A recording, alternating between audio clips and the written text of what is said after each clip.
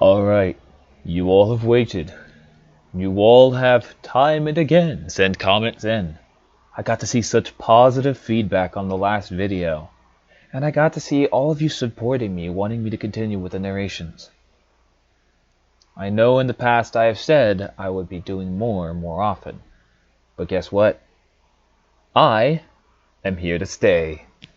I've come back, and I've come up with an idea for a time frame to set these things aside. I'm going to be doing narrations on Monday and Friday, maybe Wednesday, 3 times a week. You will no longer have to wait anymore for your narrations. Monday, Wednesday, and Friday will be the upload dates that you will get your narrations. This is Leon Kuro, aka Vexy Boy. And here we begin Chapter 9, Prince Shining vs. Samurai Daniel. Daniel's point of view, Dream Realm. I was laying on a picnic blanket on a warm sunny day in the grass fields not too far from Ponyville. All of my friends were there. Twilight, Spike, Pipsqueak, Fluttershy, Pinkie Pie, Rarity, Rainbow Dash, Applejack, and surprisingly, Una and Celestia. We were all chatting, eating, laughing, and having a great time. I've never felt so happy like this. It really warmed my heart to be surrounded by those who cared about me. I then felt a hand rest on my shoulder, and I looked into Twilight's beautiful lavender eyes. "We will always be here for you, Daniel, and we will always keep you happy." I smiled warmly by her words, knowing nothing can go wrong. But then, I felt myself getting tired. I felt woozy, drowsy, and fainted. With my body shutting down, I fell to the ground, but strangely I was now falling in darkness. At the same time, I was feeling something strong. Finally, my body gently landed in the darkness. I slowly got up and stood on my feet. All of this was starting to give me a bit of deja vu. It felt like I've seen this before. As I took my first step forward, hundreds of black ravens burst out of the floor and were replaced with a glass surface. Okay, now I know where I've seen this. I looked at the glass surface. The glass surface was blue and saw myself resting on one side of it. I was holding a sword, but not my own sword. It was a sword with a golden handle. The blade was white, and the edges had multiple colors from the bottom of it being light blue, moving it up to light green to light pink. On the bottom of the glass surface were 2 gems, each a different color and shape. One was gold in the shape of a Celtic symbol, while the second one had a red color. The shape was hard to describe, but I think this is a Adinkra symbol. Just so you guys know, on these stories, usually there are images provided. However, the Adinkra symbol is not available. It seems like the picture must have been removed off of the internet and they weren't able to replace it yet. So I apologize. So I'll probably look one up, and if it's not the right one, I apologize. But I'll just have to provide you with the image I can. Anyway, back to it. I saw Twilight's cutie mark along with her friends' cutie marks as well. Small circles just next to me. What is all this? Why is this even happening? True magic comes from the heart. I snapped my head up by the sound of a female voice. Oh, fuck! No! I screwed that up! Oh, sorry about that. I can reread that. Ah! True magic comes from the heart. I set my head up by the sound of a female voice. It wasn't my mother, neither Celestia.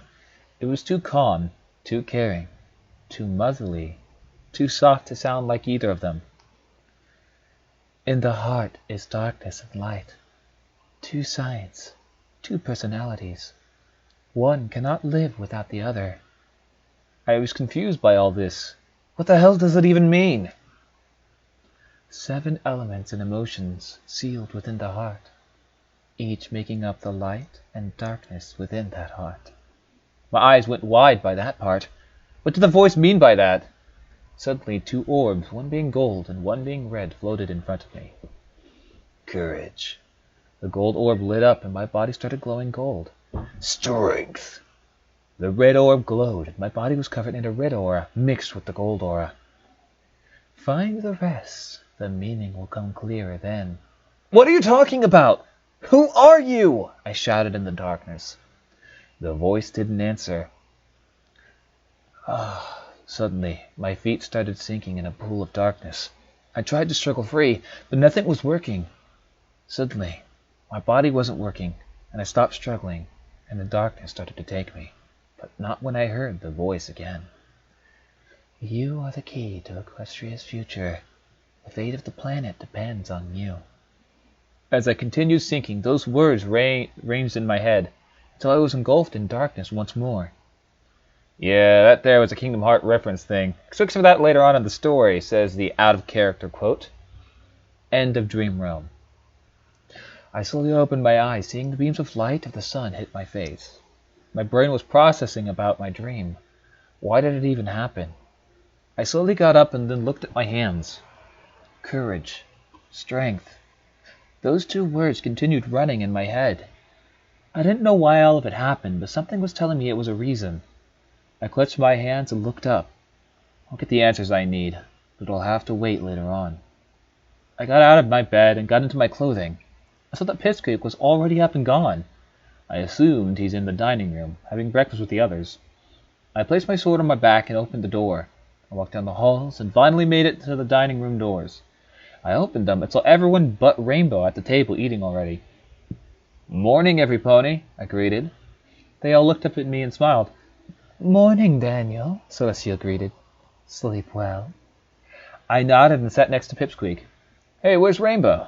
I asked. Probably still sleeping in.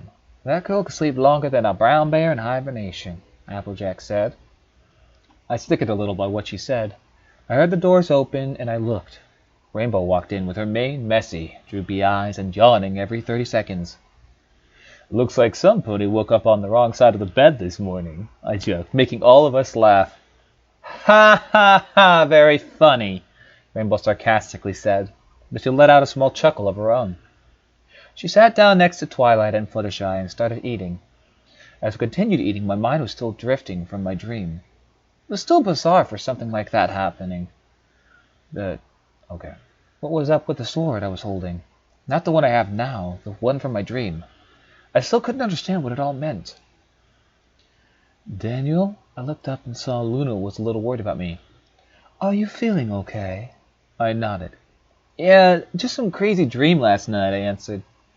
What was it about? She asked. Well, it started out with all of us in a grassy field enjoying ourselves and having a good time, like there's no problem at all, I started. Aw, that's so sweet, I heard Rarity say. I realized they were all looking at me, wanting to know what happened next. I blushed a little and scratched my cheek. Anyway, I was then in a void of darkness with no pony with me. When I stepped forward, I was then standing on a glass surface. On the glass surface was me holding a sword, I explained. Interesting. What happened then? Twilight asked. I then heard a voice, one that even rivaled Celestia's motherly voice, I said. The last thing I remember were two words that are still running in my head, I explained. What two words? Pipsqueak asked. Courage and strength, I said. I'm not sure what it all meant, but I have a hunch the dream I had gave me some kind of message, I finished. Very interesting, Celestia said, curious. Then I heard the doors open. At first I thought it was Snowballs again, but when I turned around it wasn't him. There stood two ponies, a stallion unicorn and a mare pony with wings and a horn. I still need to get info what kind of species these ponies are. The stallion had a light and dark blue mane and tail, wore a red guard uniform, cyan eyes, and had a blue shield on his arm as a cutie mark. The mare was light pink, had a mixture of pink, yellow, and dark purple in her mane and tail. She wore a light pink dress with a yellow trimming on the bottom, violet eyes, and had a crystal heart cutie mark on her arm. Shining! Twilight said, getting up and running to them. Twily! The stallion said, embracing her. Does Twilight know these two? Looked at Celestia and asked. Who are they, Celestia? Their names are Shining Armor and Princess Miamore Cadenza, Celestia said to me. I looked back at the three and saw Twilight doing something with the mare. Sunshine, sunshine, ladybugs awake, Clap your hands and do a little shake, they chanted and then giggled afterwards, hugging each other. I simply chuckled by that. That was the cutest thing I've ever seen in my life. What are you two doing here? Charlotte asked letting go of the bear. We heard there's a human here in Canterlot, and we wanted to meet him. Someone named Shining, I think, said. I got up from my chair and walked over to them and said, Well, now's your chance. The two newcomers looked at me and smiled. So, you're the human, right? Shining asked me. Indeed. Daniel Blaze, but please, call me Daniel, I greeted, holding my hand out. Nice to meet you. My name is Shining Armor, Twilight's older brother, he greeted while shaking my hand.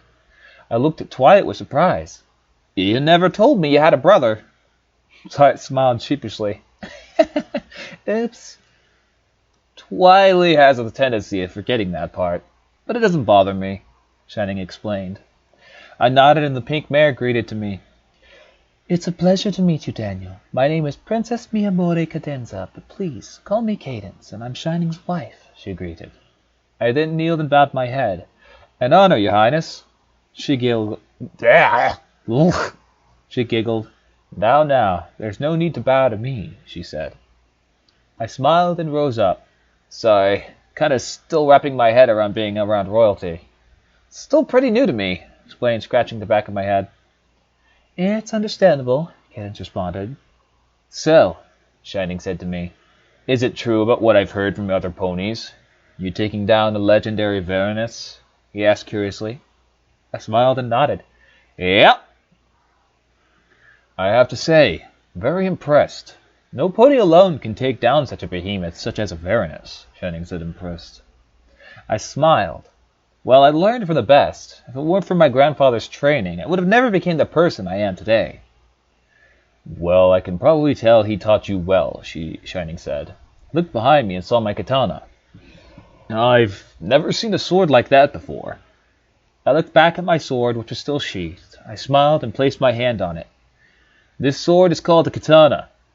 These swords are specially made for samurai, which are a series of warriors that are skilled with them and are honorary opponents, I explained. How good are you with it exactly? Shining asked, smirking. Cadence giggled. Oh, Shining, you and your obsession with sword playing and combat. I chuckled, but answered. I manage. I've been trained with the sword for 3 years. Interesting. How about you and I have a little match? Shining offered. He and the other ponies looked at him in surprise. All my life, I've never been asked or offered for a challenge. If I recall, Cadence did say he likes swordplay and combat. This might be a good chance for me to test my skills to the ponies. Not only that, it's been a while since I had someone to spar with me. I smirked and said, Challenge accepted. The girls looked at me with shock. Daniel, are you sure you want to do this? I asked. I looked at her and smiled and gave her a thumbs up. I am. Not only that, this is my chance to show you all what I can really do when it comes to swordplay and combat. Ah, yeah! Finally get to see some more action! Rainbow said, enthusiastic, while pumping her fists in the air, making me chuckle. Excellent. Please, follow me, Shining said. Shining and I were in a large room, which is big enough for us to move around while we had our little sparring match. Twilight and the others were standing on a balcony, witnessing the action. The match between Daniel Blaze and Prince Shining Armor will now begin. The rules are simple. Each of you are allowed to use your personal weapons and skills in combat. There will be no magic used, no cheating, and whoever yields will lose. Are there any objections? Celestia announced. None here, I shouted while smirking. Same with me, Shining also called out. Very well. Let the match begin, Celestia shouted. Third person point of view. Go, Daniel! Rainbow shouted at our human friend. Show Shining what you can do, Daniel! Pipsqueak cheered. Time to see what Daniel is capable of, Celestia thought. Daniel gave Shining a small bow, as a sign to show honor to his opponent, and unsheathed his trusty katana and went into his battle stance. When Daniel unsheathed his sword, Shining couldn't help but look at his sword with curiosity. Weird.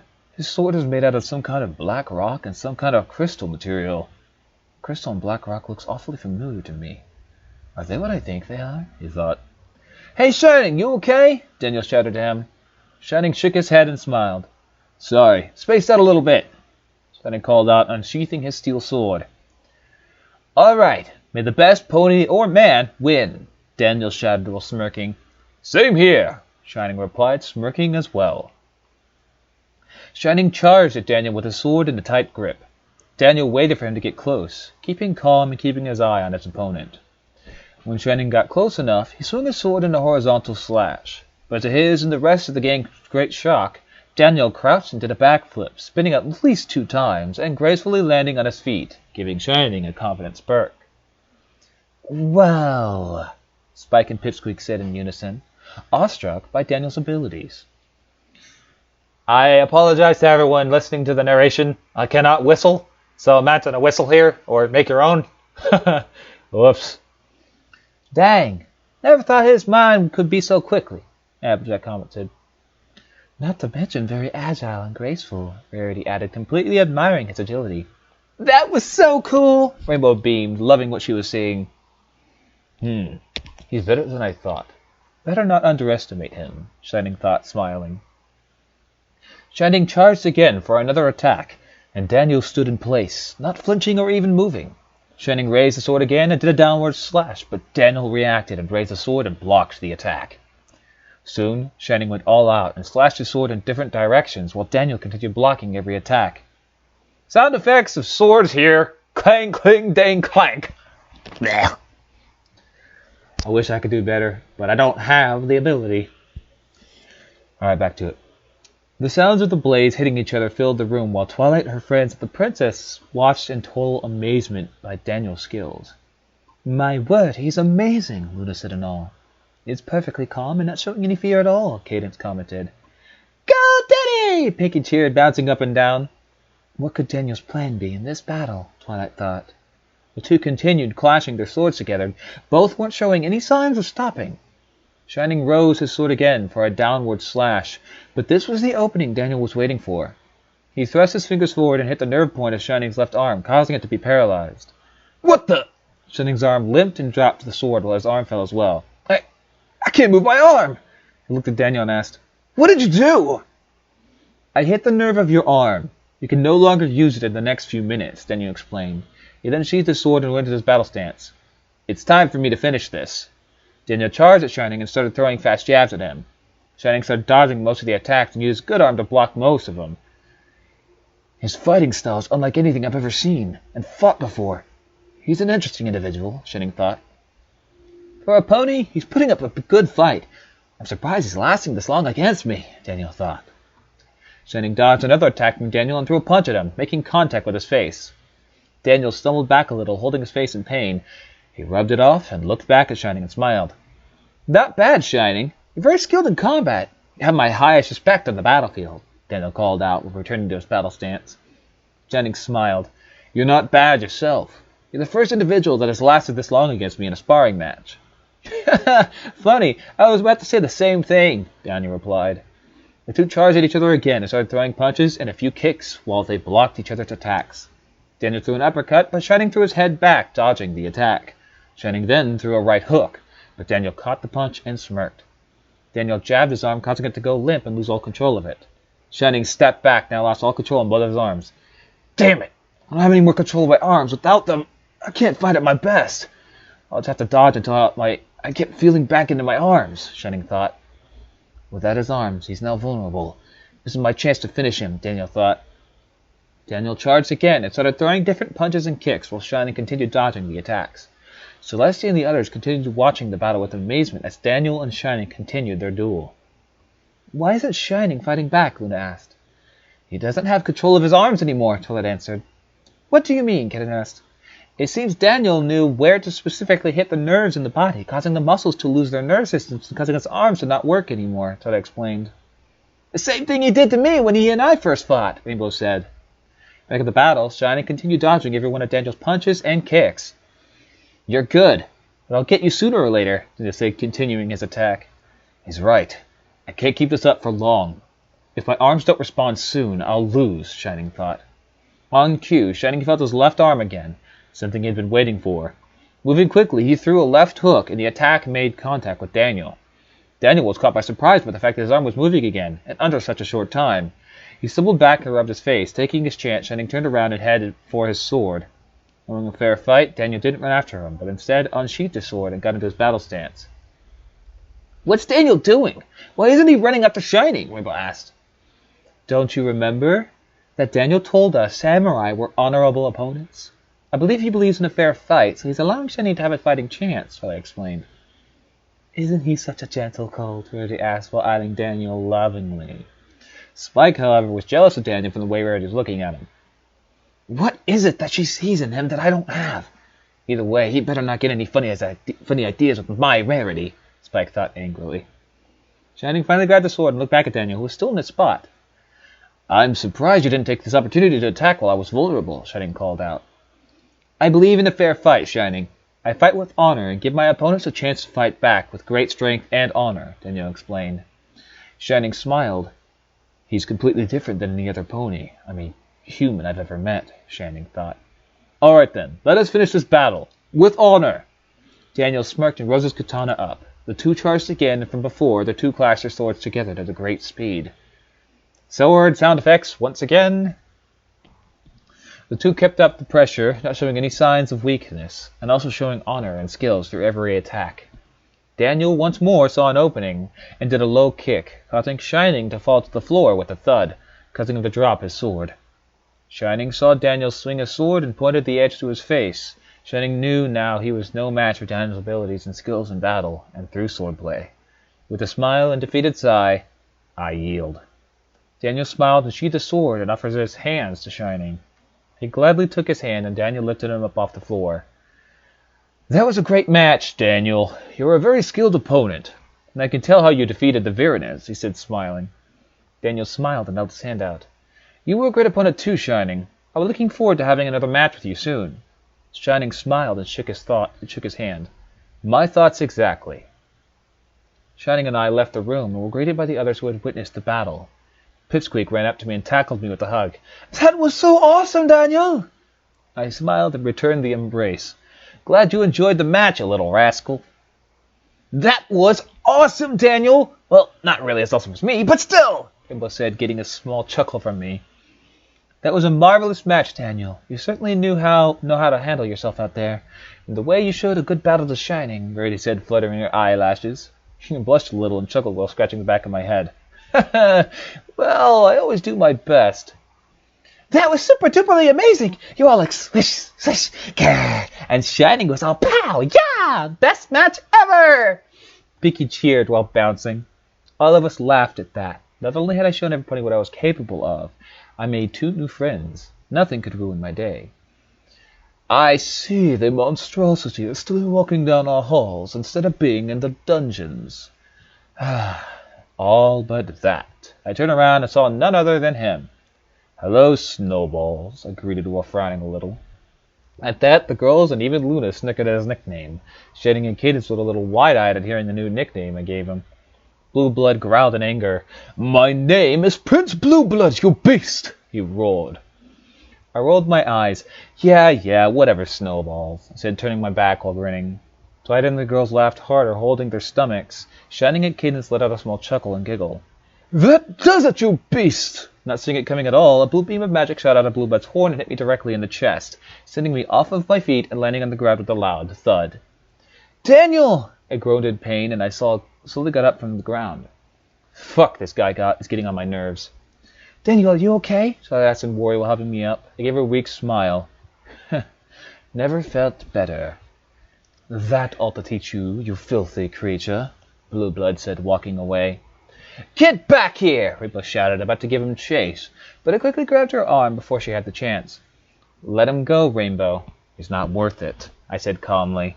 Okay, look, everyone who's listening, I bet you all can agree that this seems a little similar to a DBZ scene where Vegeta was running away in his pod. It seems like they used the exact quote here. "Let him go, Krillin. He's not worth it." Yeah, if those of you who know the DBZ series, I'm pretty sure you know what I'm talking about. "You're just gonna let him go like that?" she asked, shocked. "Someday I'll teach him a lesson, but that day isn't today," I said. "Besides, as long as none of you are hurt, I'm happy." The other walked up to him with concerned faces. "Are you all right, Daniel?" Celeste asked me. I assure you, I will talk to my nephew later on about this. I smiled and nodded. Yeah, I'm good, though I'm surprised the attack didn't hurt me that much. Not only that, I don't feel any wounds at all. I looked down where the attack hit, and I didn't see any scratch marks anywhere on my shirt. It was so odd. You're right. Blue Blood's attack should have left a mark or something. I'm not saying one at all, Twilight said, looking me over. This is very strange. First the elements of harmony reacting strange to me, then my dream, and now I'm not showing any damage from magic? This is so strange. Nothing like this has ever happened to me before. I don't know anything about all this, but I guess we'll get answers later on, I said, brushing any dust left on my shirt.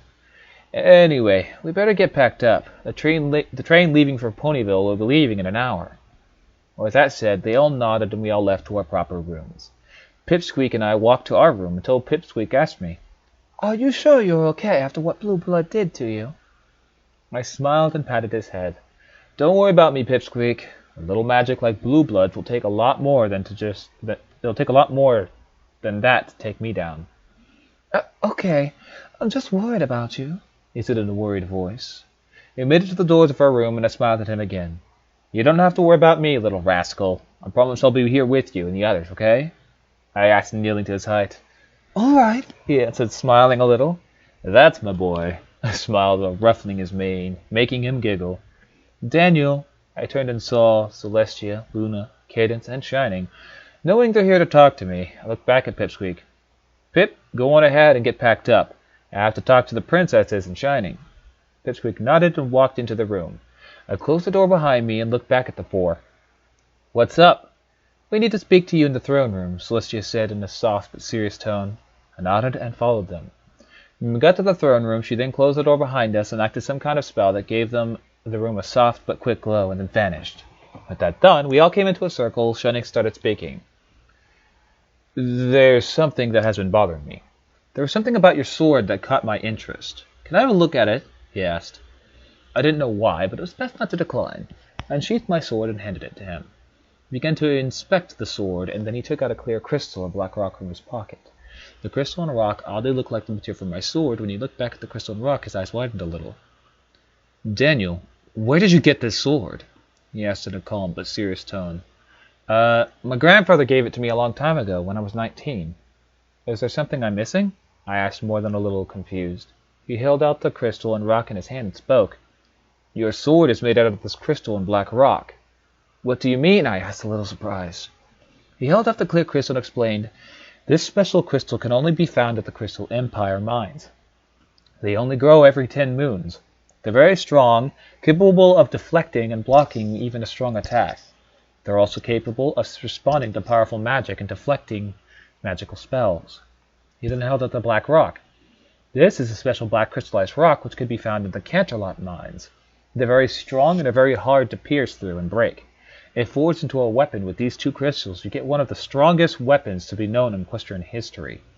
The black crystal rock not only allows the sword to pierce, but slash more efficiently and smoothly through tough defenses, Shining finished. That's impossible. If my sword is made out of that crystal and black rock like you said, how do I have it? My grandfather or anyone in my family never came here, I explained, shocked and confused. Celestia and Luna looked at one another and then nodded. Daniel, remember when we said that we knew about the human race? She asked. Yeah, I answered, nodding. Celestia went silent for a few seconds until she spoke. When Lulu and I were fillies, and when the king and queen were still around, a human actually lived here in Equestria. There's Chapter 9 in all of its glory. I figured rather than breaking it apart into multiple pieces, you guys might appreciate me returning with a full chapter. You all have a wonderful day, a wonderful evening, and continue to live your lives the way that you can. Remember, life is worth living, no matter what it may be. Ta-ta, Leon Kuro out.